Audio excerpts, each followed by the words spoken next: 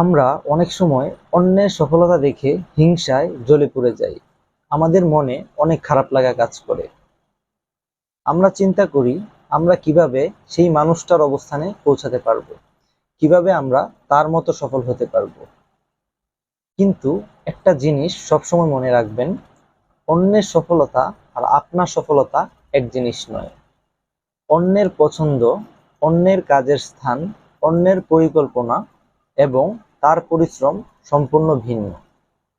For example, ধরেন একটা মানুষ উইথাউট মুভমেন্ট, কোনো মুভমেন্ট ছাড়াই সে তার ব্রেনকে কাজে লাগিয়ে সে ঘরে বসে থেকেই তার জায়গায় অনেক বেশি সফল হতে পেরেছে। ঠিক তেমনি অন্য একটা মানুষ শারীরিকভাবে কঠোর পরিশ্রম করে তার জায়গায় অন্যরকম একটা সফলতা পেয়েছে।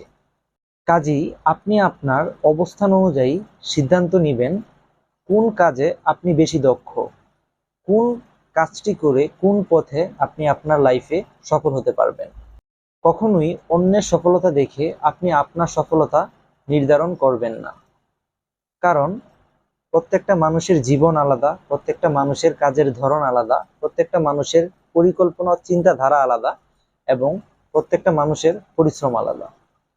সবাই সবার জায়গায় সফল হন। ধন্যবাদ।